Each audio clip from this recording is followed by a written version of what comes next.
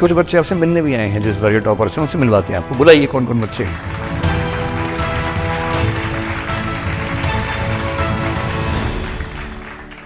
चलिए शुरू करें।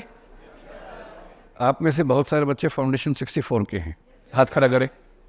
64 वाले, अच्छा। और 65 वाले कितने बच्चे हैं? वो भी।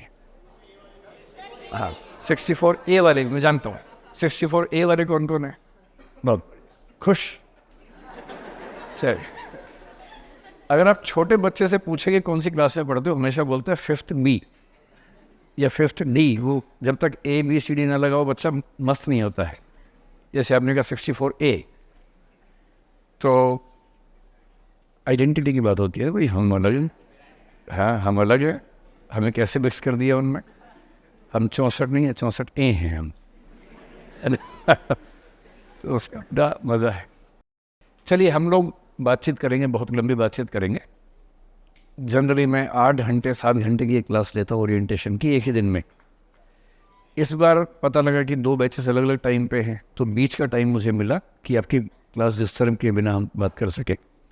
तो ये हुआ कि एक दिन में कितना टॉर्चर करेंगे, इससे बढ़िया 2 या 3 दिन बैठ जाएंगे। ऐसा क्या है? ज़रूरी थोड़ा ना कि सारा खून एक ही दिन में पीना है, धीरे धीरे पिएंगे। आप मेरा, मैं आपका इंस्टॉलमेंट से पीते 3 दिन तक, है ना। तो कल क्लास रखी थी मैं, लेकिन कल मुझे सूचना मिली कि रिज़ल्ट आने वाला है। तो रिज़ल्ट के बाद बड़ी गहमा-गहमी हो जाती है, इसलिए मैंने क्लास कैंसिल की। मुझे बड़ा दुख हुआ, कल आपसे मिलने का समय मुकर्रर था, लेकिन क्लास कैंसिल करनी पड़ी। तो आज हम बातचीत शुरू करेंगे, लेकिन मैं समझ सकता हूँ कि अभी आपके मन में पहली धुक-धुकी तो रिज़ल्ट को लेके होगी कि क्या स्थिति है, और आप जिस माध्यम में हैं उस माध्यम की क्या स्थिति है। ऐसा ही होगा, है ना। आज मुझे कुछ बच्चों ने अखबार की क्लिप भेजी सुबह सुबह, स्पेशली राजस्थान के अखबार थे 1-2। उसमें लिखा हुआ था कि इस बार हिंदी माध्यम का रिज़ल्ट पिछले 3 साल में सबसे ख़राब है। 10 भी बच्चों ने नहीं बताया कि वो हिंदी माध्यम से हैं, और यूपीएससी ने तो बताया ही नहीं। इतना क्या है कि सनसनी फैला दी। यूपीएससी कभी नहीं बताती है, ये नहीं बताया। यूपीएससी क्यों बताएगी भाई? ये उनका काम थोड़ा है। और 10 भी बच्चों ने बताया नहीं, मतलब बच्चे उनके घर जाके बताएं उनको कि हमारा ये माध्यम है, और बच्चे उनके घर जाके नहीं बताएंगे तो वो छाप देंगे कि बच्चे हुए ही नहीं। क्या मज़े की बात है। तो थोड़ा सा हम समझते हैं कि रिज़ल्ट कैसा है, और क्योंकि आपका भी जीवन इसी पे टिका हुआ है ना कि आपको देखिए कि रिज़ल्ट कैसा होता है। देखिए, हिंदी माध्यम में 2023 का रिज़ल्ट आप समझ रहे हैं। अभी 24 चल रहा है, 23 वाले एग्ज़ाम का रिज़ल्ट है। 2020 और 21 के जो रिज़ल्ट थे यूपीएससी में हिंदी माध्यम के, वो 22 और 24 बच्चों का था। कुल बच्चे 22, कुल बच्चे 24। जब वो 22 वाला रिज़ल्ट आया तो हमने 1-2 गंभीर स्टेप्स लिए थे, जिसमें से एक का नाम था अस्मिता, एक का नाम था मेंटरशिप। और हमारी टीम ने बहुत ताकत लगाई, जितनी ताकत हम लगा सकते हैं, मैं सारी ताकत झोंक दी उसके अंदर, जिसका परिणाम ये हुआ कि 2022 में 54 बच्चे सेलेक्ट हुए। ये आपको पता ही होगा, पिछले साल ये बात काफ़ी प्रचलित हुई थी कि 22-24 से बढ़ के 54 रिज़ल्ट हुआ, डबल से भी ज़्यादा हो गया। तो खुशी की बात थी, पूरे हिंदी समाज के लिए खुशी की बात थी। हमारी ताकत उतनी ही लगी हुई है, उससे ज़्यादा लगी हुई है। और पिछले साल मैंने रिज़ल्ट की अनाउंसमेंट करते हुए, तब भी ऐसी एक क्लास चल रही थी, मैंने उसी में अनाउंस किया था, और मैंने ये भी कहा था कि हम पूरी ताकत लगा देंगे कि अगले साल 75 सिलेक्शंस। वो भी आपको याद ही होगा। आप पूछने ही वाले होंगे मुझसे कि बड़े हीरो बन रहे थे, 75 कर रहे थे, 10 पे अटक गया मामला, है ना। लेकिन वो जब मैंने कहा, उसके 8 दिन बाद या 7 दिन बाद 2023 का प्रीलिम्स हुआ। 2023 के प्रीलिम्स को हम मुहावरे की भाषा में जीनोसाइड भी कह सकते हैं। जीनोसाइड का मतलब होता है पूरे समुदाय का संहार कर देना। हंसी मजाक की बात है, कहीं सोचो कि सच में ऐसे ऐसे हुआ। तो संयोग से प्रीलिम्स पिछले साल का ऐसा हुआ कि मैं अपने 25 साल के अनुभव से बता रहा हूँ कि उतना खराब पेपर, उतना मुश्किल पेपर ह्यूमैनिटीज़ के लिए, हिंदी, तमिल, बांग्ला, तेलुगु, गुजराती भाषियों के लिए नहीं आया। और उसकी एक वानगी अगर देखनी हो, वानगी का मतलब एग्जाम्पल, दृष्टांत, नज़ीर देखनी हो, तो ये है कि पिछले साल जब 54 बच्चे सेलेक्ट हुए उन 54 में से 12 तो बन गए IAS, प्रॉपर IAS। 14 को बनना था, 2 से कुछ मिस्टेक्स हो गई तो उनका नहीं हो पाया, लेकिन 12 लोग IAS बने। बाकी 42 बच्चों ने फिर से प्रीलिम्स दिया। आप समझ रहे हैं मैं किन 42 की बात कर रहा हूँ? जिनका अभी अभी फाइनल सिविल सर्विस में सिलेक्शन हुआ है, नौकरी मिली है। उन 42 बच्चों ने फिर से एग्जाम दिया प्रीलिम्स का 6-7 दिन बाद रिजल्ट के। उन 42 में से प्रीलिम्स कितने का हुआ? 8 का हुआ, 34 का नहीं हुआ। इससे आप केवल एक अनुमान लगा सकते हैं कि पिछले साल प्रीलिम्स का पेपर कैसा आएगा। और जब ये हाल होगा तो हमें समझ में आया कि इस बार तो मतलब मरघट जैसा मामला न बन जाए। लेकिन अच्छी बात यह थी कि प्रीलिम्स मेंटरशिप प्रोग्राम, जिससे पिछले साल हमारे केवल 44 बच्चे सिलेक्ट हुए थे, उससे लगभग 175 बच्चे सिलेक्ट हुए जिनका रीजनिंग मैथ्स पे थोड़ी कमांड ठीक थी। फिर हमने पिछली बार एक नई योजना बनाई और ये कहा कि कोई भी बच्चा जो हिंदी माध्यम से मेंस दे रहा हो, दिल्ली के बाहर कहीं भी रहता हो, वो दिल्ली आए मेंस मेंटरशिप के लिए। उसका रहना, खाना, पढ़ना, लिखना, तैयारी करवाना सब हम करेंगे। तो ऐसे भी करीब 150-200 बच्चे उस समय हमें मिले, वो भी दिल्ली आए। चिंता अकेली ये थी कि जिन लोगों ने मेंस दिया 2023 में, उनमें से अधिकांश लोगों का पहला अटेम्प्ट मेंस का था। पिछले साल क्या था कि जो 2-3 बार दे चुके थे, परिपक्व हो चुके थे। अब उन 42 में से 8 का प्रीलिम्स हुआ, वो 8वां सिलेक्ट हो गए हैं कल के रिजल्ट में, क्योंकि उनको पहले से अभ्यास था कैसे मेंस में लिखते हैं, कैसे इंटरव्यू देते हैं। तो वो जैसे जैसे अभ्यास बढ़ता है अब रवां होते हैं और बेहतर हो जाते हैं। ये जो बच्चे थे बाकी पहले अटेम्प्ट वाले थे, मतलब मेंस का अटेम्प्ट पहला था। तो मेंस मेंटरशिप के दौरान हमें इस बात का इल्म था, अनुमान था कि रिजल्ट इस बार उतना अच्छा नहीं आएगा, क्योंकि मेंस का रिजल्ट हमारा पिछली बार 90% के आसपास था मेंस का। इस बार वो रिजल्ट हमारा शायद 60% के आसपास, 55-60 के आसपास रहा। और अकेली वजह वही है कि फर्स्ट अटेम्प्ट वाले बच्चे ज़्यादा थे। तो मैंने पिछले 6-7 महीने में जहाँ जहाँ मैंने क्लास ली, मैंने बताया कि मैंने 75 पाया था, लेकिन प्रीलिम्स को देखते हुए इस बार वो संभव नहीं हो पाएगा। पर हमारी कोशिश ये थी कि रिजल्ट ऐसा ना हो कि बहुत चिंतित होना पड़े, कम से कम उम्मीद बची रहे। और उम्मीद हमने बचा ली, उम्मीद बची हुई। और वो ये है कि अंततः कल के रिजल्ट में हिंदी माध्यम के जो विद्यार्थी सिलेक्ट हुए हैं उनकी संख्या 42 है, 42। और हम लोग तथ्यों के बिना बात करने से बचते हैं, हवाई बात करने में क्या है, कोई बोल दीजिए। तो मैं 42 की एक्सेल शीट बनवा के ले आया हूँ। आप सबके नाम, रैंक, सब्जेक्ट, ऑप्शनल, कौन से राज्य के हैं, जो देखना हो देख सकते हैं। क्योंकि हम थोड़ी मेहनत करते हैं, डेटा पूरा कलेक्ट हो उसके बाद ही बात करना पसंद करते हैं। जब कल हमारी टीम ने 1-2 लोगों को ये बताया, कुछ ऐसे लोग जो पहले सिलेक्ट हो चुके हैं, उनको ऐसी आशंका थी कि इस बार शायद 10 बच्चे भी सिलेक्ट हुए, तो उन्होंने कहा कि नहीं, ये वो लोग होंगे जिनका मीडियम इंग्लिश है पर जिनका हिंदी साहित्य विषय था। तो मैं आपको स्पष्ट कर दूं कि 42 लोग केवल वो हैं जिनका माध्यम शुद्ध रूप से हिंदी था, प्योर हिंदी मीडियम। इनमें से केवल एक बच्चा है जिसका केवल ऑप्शनल इंग्लिश मीडियम में था। ऐसा कुछ लोग करते हैं।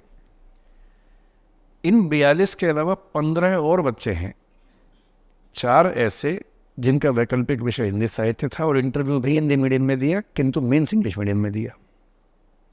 तो 42 + 4 46। उसके बाद 11 ऐसे बच्चे हैं जिनका मेंस इंग्लिश मीडियम में था, सिर्फ इंटरव्यू हिंदी मीडियम में दिया।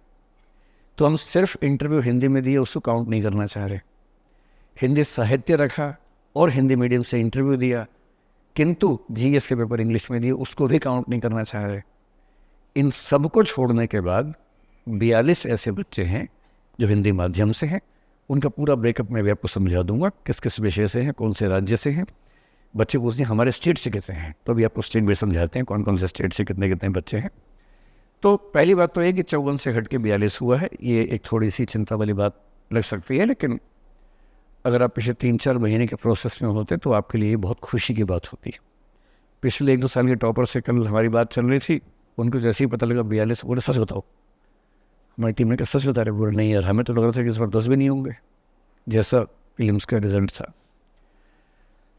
लेकिन इस बार पहली बार क्या हुआ कि फाइनल रिजल्ट और फिल्म्स के बीच में 2 महीने का गैप मिला है। आमतौर पर 6 दिन, 7 दिन, 5 दिन ऐसा मिलता है। अब ये सारे जुट गए हैं तैयारी में, और जो 34 पिछली बार फिल्म से निकाल पाए थे ना, वो सब लहूलुहान हैं।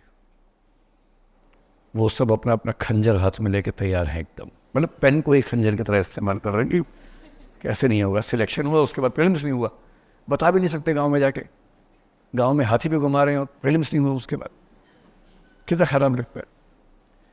तो इस बार वो सब लोग इस ताक में हैं। अच्छा, उनके साथ है कि फिल्म्स हुआ तो फिर वो सिलेक्शन से पहले रुकते भी नहीं है, क्योंकि अभ्यास है इनका।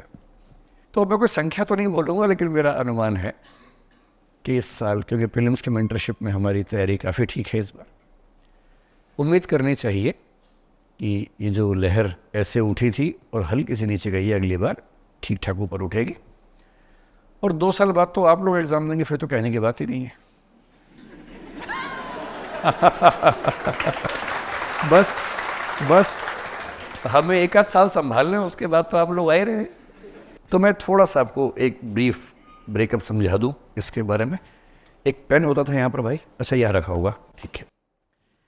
तो जो रिजल्ट है, आपको देखिए, मैं जब कोई क्लास लेता हूँ ना, मैं जितने सवाल आपके मन में पूछिएगा, उठ उठ के सवाल पूछने दागना है।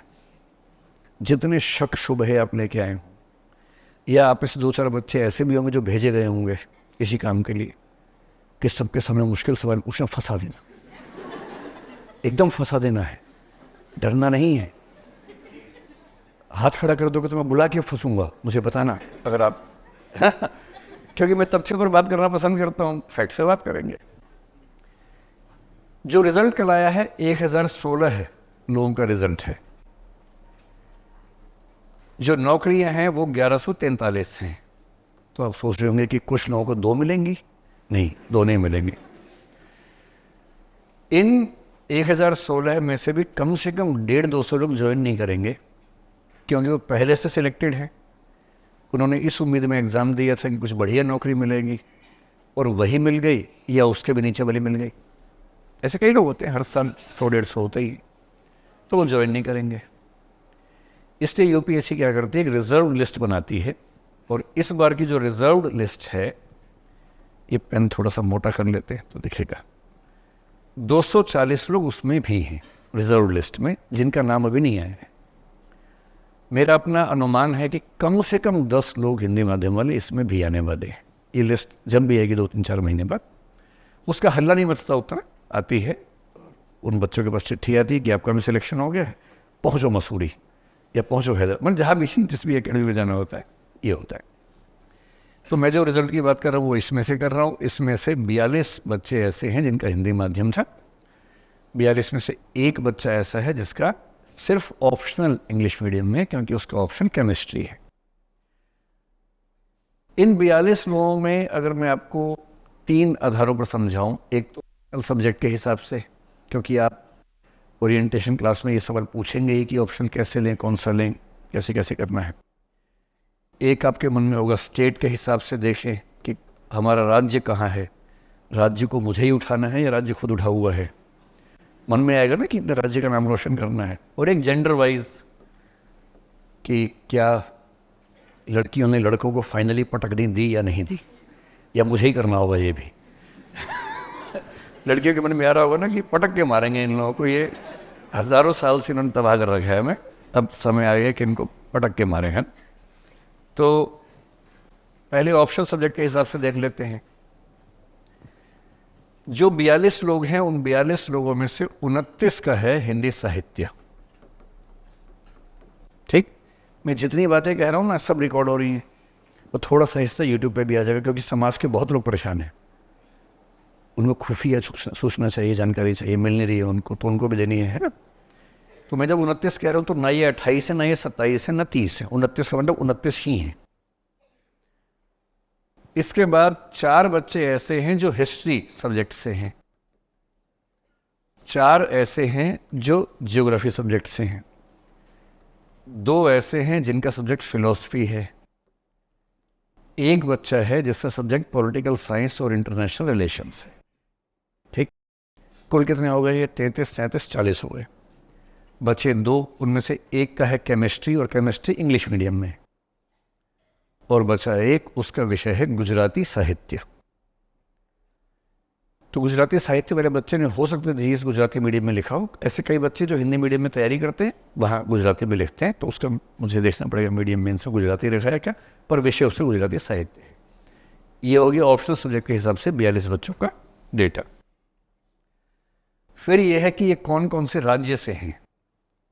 राज्यों के मामले में इस समय राजस्थान ने धूम मचा रखी है, इस बार फिर धूम मचाई है। वाह, डन। कितनी खुशी है कि मेरा राज्य है ना।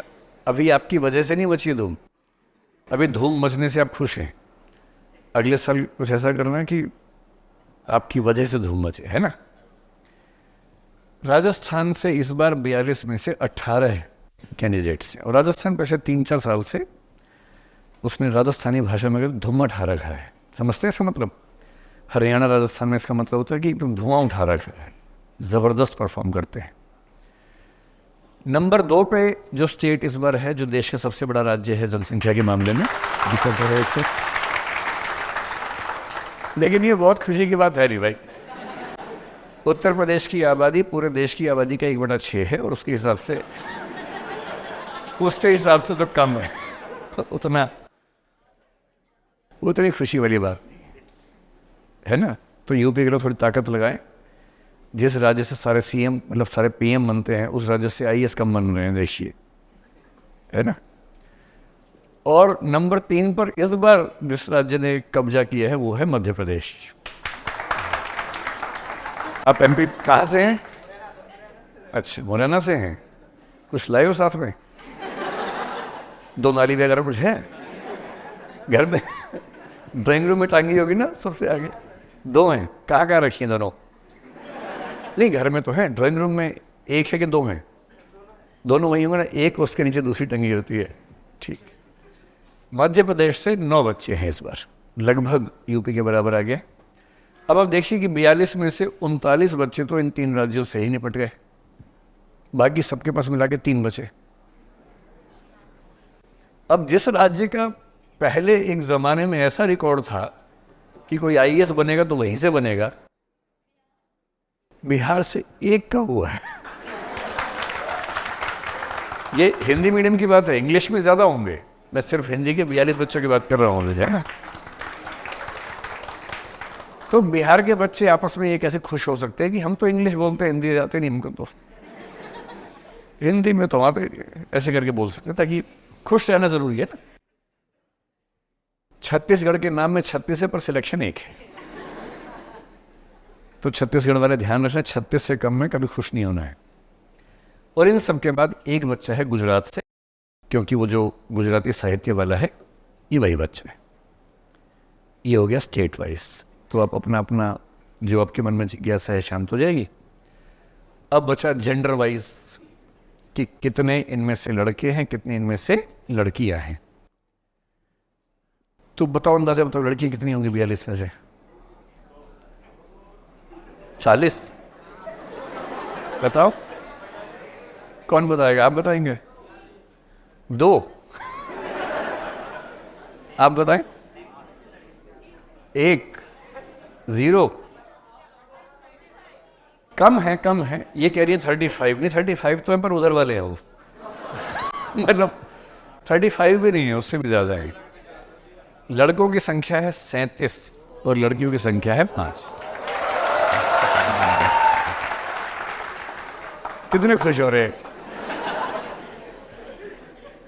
तो लड़कियों के मन में भाव आ रहा है ना कि अगली बार रिवर्स कर देना है इसको।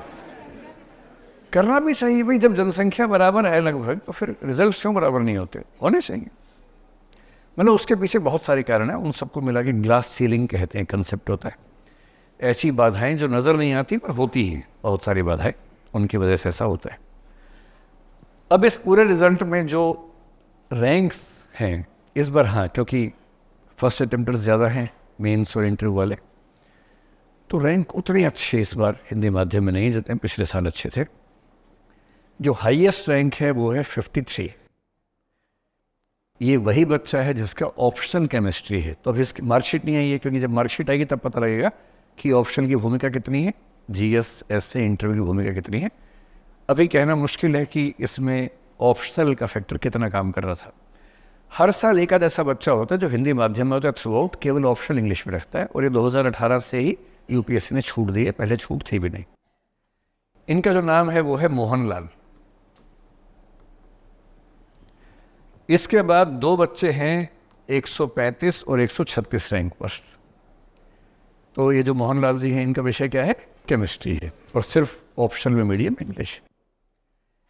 135 पे हम कह सकते हैं कि इफेक्टिवली वो व्यक्ति जो ओवरऑल टॉपर हिंदी माध्यम का, क्योंकि उससे सब कुछ हिंदी माध्यम में है, उसका नाम है विनोद कुमार मीणा, और ये अभी असिस्टेंट कमांडेंट है, ट्रेनिंग पे हैं इस समय। इनका विषय हिंदी साहित्य है, वैकल्पिक विषय। 135 के बाद जो नंबर 3 पे हैं 136 वाले बच्चे का नाम क्या है, अर्पित था, अर्पित कुमार। अर्पित की तो कहानी बड़ी इंटरेस्टिंग है। इनकी कुल उम्र जो भी हुई है 22 साल हुई है, और ये IAS बन गए हैं। IAS का मतलब IAS, इंडियन एडमिनिस्ट्रेटिव सर्विस, 22 की उम्र में। इनका भी विषय हिंदी साहित्य था। इसके बाद जो चौथा रैंक आप कह सकते हैं हिंदी माध्यम से, वो 238 है। इनका नाम विपिन दुबे है। विपिन दुबे पहले IPS थे, इस साल ये भी IAS बन गए हैं। इनका विषय हिंदी साहित्य है। और उसके बाद जो इस बार की डार्क हॉर्स है, डार्क हॉर्स का मतलब बहुत कमज़ोर बैकग्राउंड से आकर अचानक झंडे गाड़ देना, ऐसा जो बच्चा होता है, वो 257 रैंक पे है। इनका नाम है मनीषा धोरवे, मध्य प्रदेश मंदसौर से हैं, ट्राइबल बेल्ट से हैं। भील जनजाति में एक भिलाला सब ग्रुप है, वहाँ से हैं। इनकी पूरी ट्राइबल बेल्ट में पहली बार कोई IAS बना है, और ये बच्ची IAS बन गई, टॉपर आई। और इनको भी जो विषय था हिंदी साहित्य था, प्रॉपर IAS बनी है। पहली बार सिलेक्शन हुआ, पहली बार में सीधे IAS बन के यात्रा पूरी कर दी है। और बहुत सारे बच्चे हैं, सबका नाम तो मैं आपको क्या बताऊंगा, लेकिन अगर आपको वो वाला शौक हो तो हम आपको पूरी लिस्ट प्रोवाइड भी करवा देंगे। तो 53, 135, 136, 238, 257 हमने कहा, फिर 364, 517, 541, 551। नाम तो आप नहीं पढ़ पा रहे होंगे, तो कोई बात नहीं, हम ऐसा करेंगे, ये लिस्ट बाहर लगवा देंगे और एक बार आपको दिखा देता हूँ मैं। ये हो गया 10 से 18 तक के बच्चे। इन सब का जो ऑप्शनल का मीडियम है वो भी हिंदी है, केवल 53 वाले बच्चों को छोड़कर। और एक बार इतना करने से क्या है ना, वो उसमें आ जाएगा रिकॉर्डिंग में। तो जो लोग चाहेंगे इसमें से फिर जासूसी जानकारी जुटा के फिर अपनी अपनी ज़रूरतें पूरी कर लेंगे। ये 5 पेज की लिस्ट हमारे पास फिलहाल है। इसमें लिखा हुआ है कि वो दृष्टि में क्या कर रहे थे, किस किस कोर्स में शामिल थे। इन 42 बच्चों में से 32 बच्चे ऐसे हैं जो अस्मिता प्रोग्राम से हैं। मैं आपको थोड़ा सा ब्रीफ कर देता हूँ कैसे हैं। अस्मिता प्रोग्राम 3 साल पहले हमने शुरू किया था। उसमें ये कसौटी थी कि हिंदी माध्यम का कोई भी ऐसा बच्चा जो कम से कम एक बार प्रीलिम्स UPSC या PCS का निकाल चुका हो, ऐसे बच्चों को हमने टेस्ट लिया, प्रीलिम्स लिया, मेंस लिया, इंटरव्यू लिया, फिर सिलेक्ट किया। तो पहले बैच में 31 बच्चों का सिलेक्शन हुआ, उनमें से 26 बच्चों ने ज्वाइन किया। अगले साल फिर किया, अगले साल 44 का सिलेक्शन हुआ, 43 ने ज्वाइन किया, कुल मिला के 69 ने ज्वाइन किया। ये तो हो गया फुल टाइम अस्मिता प्रोग्राम, जिसमें बच्चे आते हैं दिल्ली में, 2 साल तक रहते हैं, उनका हॉस्टल हम प्रोवाइड करते हैं, मेंटरशिप हम प्रोवाइड करते हैं पूरी की पूरी। उनको जो भी बैच करना होता है, कोई भी क्लास करनी है वो करवाते हैं, और साथ में मेंटरशिप की पूरी टीम उनका लगातार ध्यान रखती है कि वो कितना पढ़ाई कर रहे हैं, कितना इम्प्रूवमेंट हुआ, वो सारा प्रोसेस। उसमें से 8 बच्चे पिछले साल सफल हो गए थे, 8 इस साल सफल हुए फुल टाइम मेंटरशिप में से। और उन्हीं बच्चों में से 8 और 8 16 और 14 बच्चे ऐसे हैं जो इस बीच में 2 साल में किसी न किसी स्टेट PCS में, उत्तर प्रदेश में, राजस्थान में, उत्तराखंड में और एक और राज्य है, उनके रिजल्ट्स आए हैं। तो हम 30 बच्चे अस्मिता से पिछले 2 साल में सिलेक्ट हो चुके हैं, 16 यूपीएससी में, 14 स्टेट पीसीएस में। पिछले साल हमने अस्मिता मेंस शुरू किया था, एक नया प्रोजेक्ट, रिजल्ट को देखते हुए प्रीलिम्स का, जो हम कंटिन्यू करेंगे इस साल में, और फिर अस्मिता इंटरव्यू। तो यदि मैं अस्मिता के उन 8 बच्चों को, अस्मिता मेंस, अस्मिता इंटरव्यू तीनों को मिलाऊं तो 42 में से 32 बच्चे ऐसे हैं जो अस्मिता से कनेक्टेड थे। अस्मिता में आने का सिंपल मतलब है कि दिल्ली में उनके रहने, जीने, खाने की व्यवस्था भी हम करते हैं, पढ़ाई की व्यवस्था भी हम करते हैं। बाकी जो बच्चे हैं 10, वो हमारे मेंटरशिप प्रोग्राम या जीएस प्रोग्राम, जैसे जीएस में से करीब 7 बच्चे जीएस फाउंडेशन कोर्स में से हैं, 29 हिंदी साहित्य के बच्चे हैं।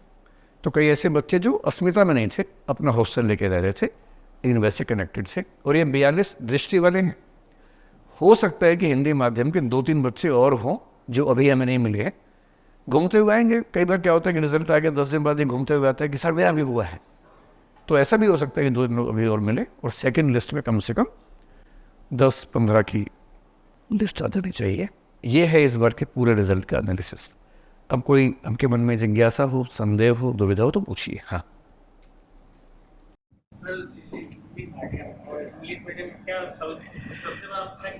इंग्लिश मीडियम में चीज़ें आसान हैं थोड़ी सी। बैठिए, ये कह रहे कि हिंदी माध्यम में इंग्लिश मीडियम में क्या डिफरेंस है।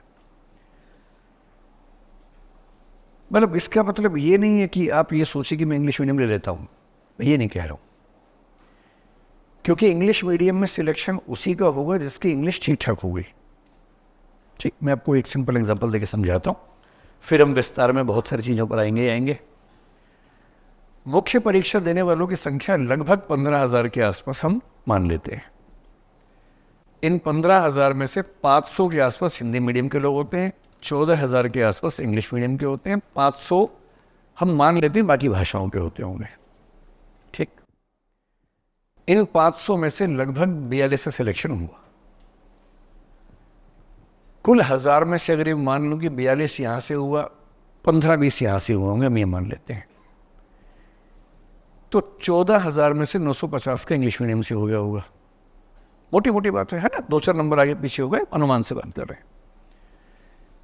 तो ये कहना कि हिंदी माध्यम में सिलेक्शन कम होता है, पहली बात तो गलत बात है, क्योंकि परसेंटेज निकालेंगे तो परसेंटेज हिंदी माध्यम में कम नहीं है। ठीक, दूसरा, मैं कह सकता हूँ कि हिंदी माध्यम में 508 बच्चे ऐसे जिनका सिलेक्शन नहीं हुआ। 408 बच्चे, कितना हुआ? 508 बच्चे ऐसे हैं। अरे यार, 458 बच्चे ऐसे हैं हिंदी माध्यम में, 458 बच्चे ऐसे हैं जिनका सिलेक्शन नहीं हुआ। इंग्लिश मीडियम में 13,050 बच्चे ऐसे हैं जिनका सिलेक्शन नहीं हुआ।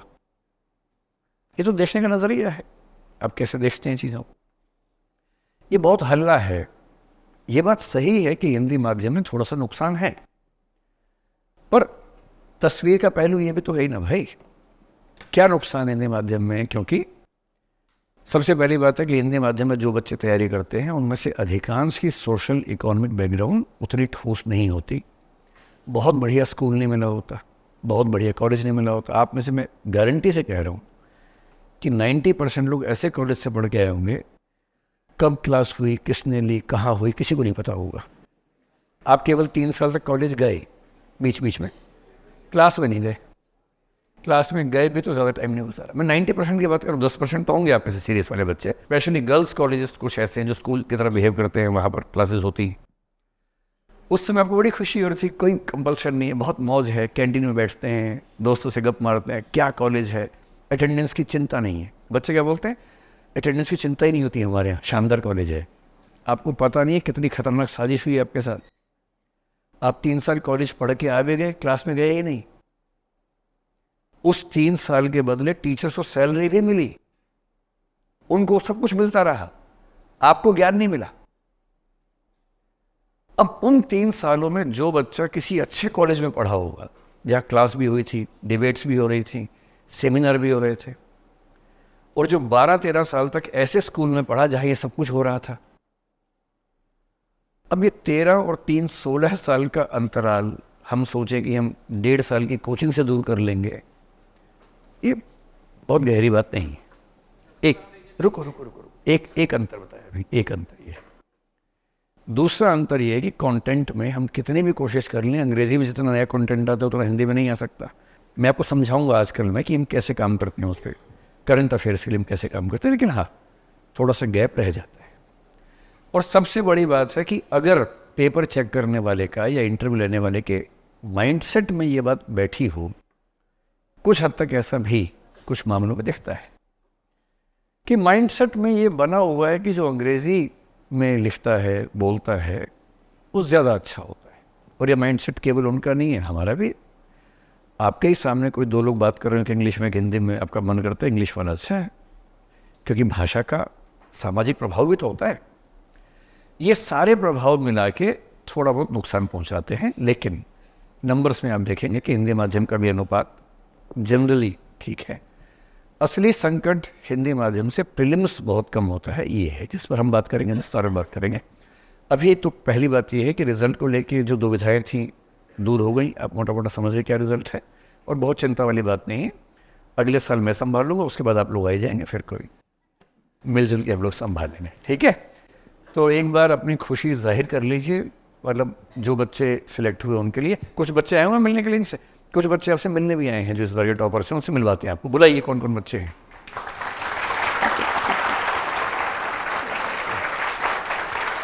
आइए आइए आइए, ये इस बार के सुपर स्टार्स हैं। आज से 3 साल के बाद तो आप लोग यहाँ पर खड़े होंगे। आइए आइए, नमस्कार नमस्कार, आइए। अच्छा, कल मेरा इनमें से हाँ मिलना हुआ था ना, कल आपसे मिलना कल नहीं हुआ था मेरा, है ना, बाकी सबसे मिलना हो गया था। तो मैंने आपको अंदाजा है कि आज कुछ अखबारों में ये छपा कि इस बार हिंदी माध्यम से 10 बच्चे भी सिलेक्ट नहीं हुए। कुछ अखबारों में ऐसा छपा, पता नहीं कहाँ से खुफिया सूचनाएं निकाल लेते हैं। तो ये अभी नए बच्चे हैं, नए तो क्या है, 1-2 महीने हो गए, है ना। हाँ, तो तैयारी के मध्य में है, और ये बहुत खुश हैं कि हमारे नए सुपरस्टार्स हमारे सामने हैं। सुपरस्टार्स ये होने चाहिए, फिल्मों वाले नहीं होने चाहिए, ये होने चाहिए, है ना। इतनी मेहनत करके कुछ कमाल बंदों ने किया है। तो ये बच्चे अपना अपना परिचय देंगे। मैं आपको इन 2 छोटी छोटी बातें केवल बताता हूँ। एक तो मैंने भी जिक्र किया था कि जो इस बार मंदसौर से भिलाला ट्राइबल ग्रुप से एक बच्ची IAS बनी है, खरगोन से, सॉरी मैंने खरगोन ही बोला था पहले, वो बच्ची ये है, मनीषा विनायक। तो इन चीज़ों का सोशल इम्पैक्ट ये होता है कि जब एक बच्चा अपने पूरी बेल्ट से निकलता है तो पूरे बेल्ट को कॉन्फिडेंस आता है कि कुछ बिगड़ा ना तो दीदी को फ़ोन कर देंगे। और दीदी की जिम्मेदारी बहुत बड़ी होती है कि पूरे इलाके में किसी का फ़ोन आए कि टॉर्चर हो रहा है तो दीदी संभालेंगे उस चीज़ को। संभालना भी चाहिए, जब आप IAS बने हैं, पूरे इलाके की शुभकामनाएं आपको मिली हैं, तो इतना तो फ़र्ज बनता ही है ना। ये जो बच्ची है इसकी भी कहानी बहुत इंटरेस्टिंग है। ये भी मध्य प्रदेश, इस बार पता नहीं क्या कमाल किए हुए हैं। ये मध्य प्रदेश से हैं और भोपाल से आप, है ना, लंबे समय से। इनकी कहानी एकदम जैसे फिल्मी कहानी होती हैं, 12th फेल जैसी, कुछ कुछ वैसी। इनके पापा बहुत लंबे समय से अभी भी ऑटो रिक्शा चलाते हैं, ये उस बैकग्राउंड से है। और मुझे ये बताने में बहुत खुशी है कि ये बच्चे अस्मिता योजना के बच्चे हैं, जो 2 साल वाली योजना होती है, और पिछले 1-1.5 साल से हमारे साथ रह के तैयारी कर रहे हैं। अब ये तो बन गई IAS इसी बार, जो प्रॉपर IAS में नहीं आए हैं वो भी 1 साल और स्ट्रगल करेंगे, और अगले साल प्रॉपर IAS में आके आपको दिखाएंगे, है ना। तो मैं सब बच्चों से निवेदन करूँगा कि माइक आएगा, 1-1, 2-2 मिनट में अपना परिचय देना है और ताली बजवानी है, ठीक है। लीजिए आप छिड़के नहीं, अपना नाम, रैंक, विषय और थोड़ा सा जो आपका मन करेगा मिलेगा। मेरा नाम भारती साहू है, मैं मध्य प्रदेश के भोपाल की रहने वाली हूँ। मेरी जो रैंक है इस बार 850 है, लेकिन आप लोग का आशीर्वाद सहयोग रहा तो अगली बार फिर 50 या 8। बाकी मेरी सफलता में दृष्टि टीम का, मेंटर सर का, सबका काफ़ी सराहनीय योगदान रहा। बस इतना ही कहना चाहूँ। मेरा नाम मनीषा धारवे है, मैं मध्य प्रदेश के खरगोन डिस्ट्रिक्ट से बिलोंग करती हूँ, और इस बार जो मेरी रैंक आई है वो 257 है। और चूँकि ये मेरा 4th अटेम्प्ट था, और प्रीवियस 3 अटेम्प्ट में मैं चूँकि प्रीलिम्स क्वालिफाई नहीं कर पाई थी, उसका मेन रीज़न सीसेट रहा था कि 2 नंबर या 1 नंबर से क्वालिफाई नहीं कर पा रही थी। तो मैं आप सबसे यही कहना चाहूँगी कि सीसेट को सीरियस ले, उसे क्वालिफाइंग पेपर मानने की गलती ना करे। जिस तरह का अभी पेपर आ रहा है तो उसे प्रॉपर सीरियसली टैकल करने की कोशिश करें। और बाकी मेरी सफलता में जो योगदान दृष्टि टीम का रहा है, विकास सर का, मेंटर सर का, तो उसके लिए मैं धन्यवाद कहना चाहूँगी। सी सेट को आजकल हम बोलते हैं क्वालिफाइंग नहीं डिस्क्वालिफाइंग पेपर है। उसका मूल उद्देश्य डिस्क्वालीफाई करना है, कोई बच जाए तो उसका हो जाता है। जी, मेरा नाम अलका त्रिपाठी है, मैं यूपी के बस्ती ज़िले की रहने वाली हूँ। मेरी रैंक है इस बार 657 और मेरा ये फर्स्ट अटैम्प्ट है और मुझे तो समझ नहीं आ रहा है इसके आगे। मेरा नाम प्रद्युमन कुमार है, मैं उत्तर प्रदेश के जिला बिजनौर का रहने वाला हूँ। यूपीएससी में मेरा 3rd अटैम्प्ट था, पहला इंटरव्यू था और मेरी रैंक 941 है। बाकी सर का इसमें बहुत बड़ा योगदान रहा है और आज यहाँ खड़ा हो ये बड़ा शरारती बच्चा है। कल हमारी खूब बात है, मैं वो शरारत ढूंढ रहा हूँ कि निकलेगी यार ये अभी नहीं, मतलब आज यहाँ खड़ा हूँ तो इस सफलता में और 4 चांद लगे हैं कि सर के साथ खड़ा होने का मौका मिला है। और बहुत जल्द आप लोग भी यहाँ खड़े हों, मैं यहाँ से आशा करता हूँ। इन बच्चों ने कहा है कि बस 1 साल आप संभाल लीजिए, उसके बाद हम संभाल लेंगे।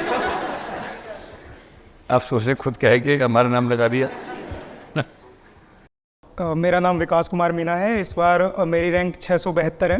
मैं राजस्थान के करौली ज़िले के बजेड़ा गांव से आता हूं। यूपीएससी में प्रथम प्रयास था मेरा और मैं पहला प्रयास था और आपको आईपीएस मिल जाने की उम्मीद है पूरी ना? जी सर, बहुत बढ़िया, पहली बार मैं आईपीएस था। और एक छोटी सी बात है कि मैं मिडिल क्लास फैमिली से आता हूँ और जितना मेरा मानना है कि लगभग आप सभी भी मिडिल क्लास फैमिली से ही आते होंगे। और एक जो सपना होता है किसी बच्चे का मिडिल क्लास फैमिली में, वो खुद का सपना नहीं होता, एक्चुअली पूरी फैमिली का सपना होता है, पूरे समाज का सपना होता है, पूरे गाँव का सपना होता है। मुझे लगता है उसे पूरा करने के लिए आपको थोड़ा बड़ा सोचना पड़ेगा। उसके लिए आपको अग्रिम बधाई और शुभकामनाएं, और आशा करता हूं कि अगले कुछ समय बाद आप इस स्टेज पर खड़े हों। धन्यवाद। मेरा नाम नीरज सोनगरा है, मैं भोपाल का रहने वाला हूँ। इस बार मेरा रैंक 964 रहा है और ये मेरा 3rd मेंस और 2nd इंटरव्यू था।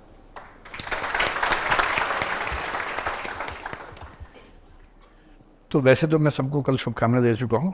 2 बच्चे आज मुझसे, कल आप भी मिले थे ना, बस आप नहीं मिल पाए थे कल। और कुछ बच्चे हैं जो आज संयोग से दिल्ली में नहीं है, तो कैसे दिन आपको फिर मिलाएंगे उनसे। तो एक बार आप ज़ोर से ताली बजा के इनको बधाई दे दीजिए।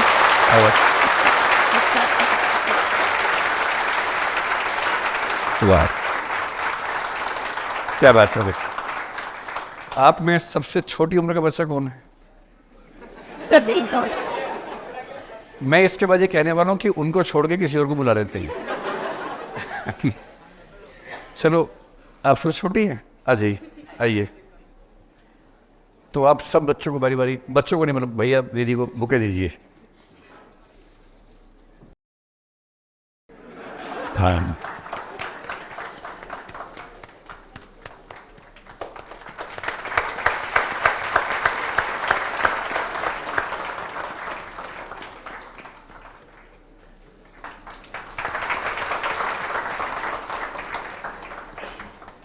बस बहुत बढ़िया।